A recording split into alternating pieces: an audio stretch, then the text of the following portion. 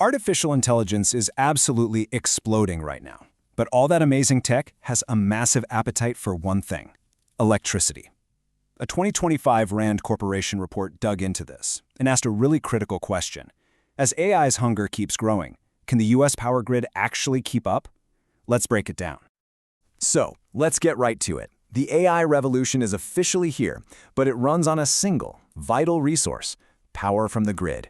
And the huge, looming question is whether our national power grid is ready for the surge in demand that's coming our way. You see, AI data centers are just different. They're not like your typical office building that powers down at night. They have this incredible 24/7 demand for electricity. We're not talking about a small bump in energy use. This is a totally unique and frankly a massive challenge for the country's entire energy supply. Okay, so just how big of a challenge are we talking about? Let's start by looking at the actual numbers for projected power demand. And trust me, they are pretty staggering.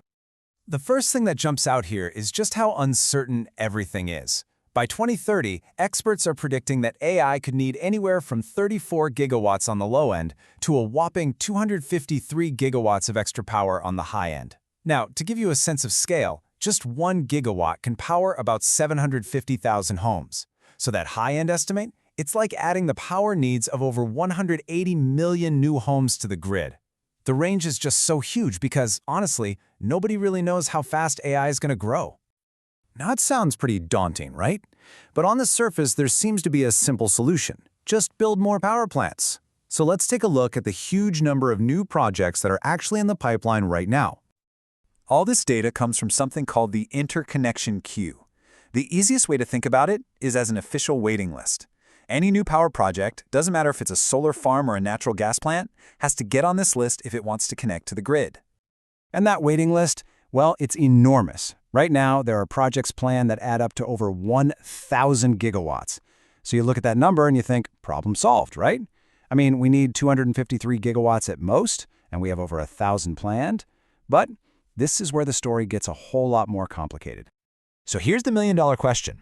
Out of that 1,000-gigawatt promise, how much of it is actually going to turn into real, usable electricity by 2030? This is where we have to apply a pretty serious reality check. The first big problem is that the waiting list is less of a line and more of a gigantic traffic jam. I mean, the Federal Energy Regulatory Commission themselves point out that huge backlogs and delays are crippling everything. So just because a project is planned doesn't mean it'll get built on time, or even at all. And then there's the second problem, the difference between potential power and actual power. Nameplate capacity is like the top speed of a sports car. It's the absolute max power a plant could produce under perfect, ideal conditions. But effective capacity is what you can actually count on in the real world with traffic and weather. For renewables, where the sun isn't always out and the wind isn't always blowing, that real-world number is much, much lower. All right, so let's walk through how that giant number just shrinks away. We start with the 1,015 planned gigawatts. But based on history, those backlogs mean only about 151 of those will probably get built.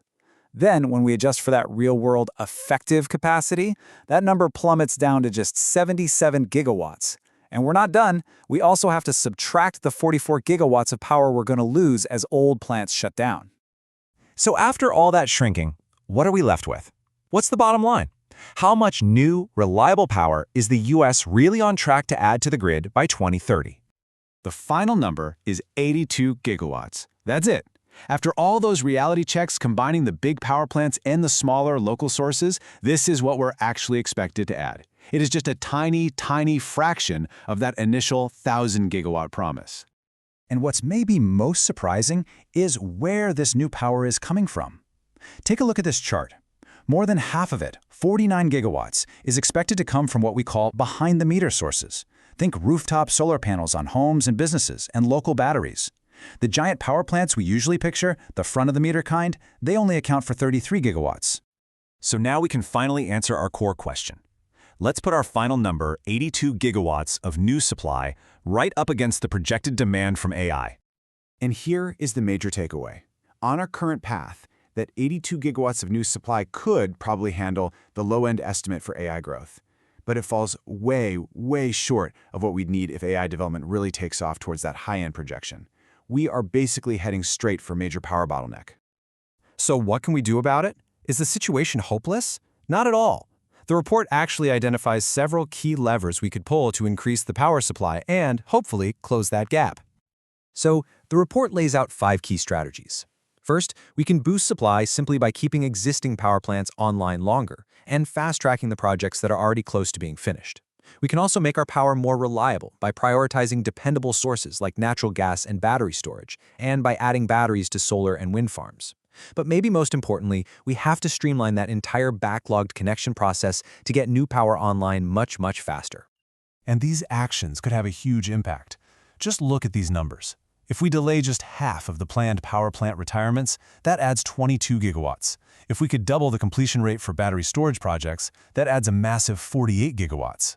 Even a tiny 1% improvement across the board in project completion rates would unlock another 5 gigawatts. If you just add those 3 actions up, you get 75 gigawatts. That nearly doubles our current projection. So, to sum it all up, the challenge of powering the AI revolution is very real. Based on where we're headed today, we are not on track to meet the high-end energy demands. But the path forward is clear. It's going to require urgent, focused action to accelerate and prioritize how we approve, build, and manage our nation's power grid.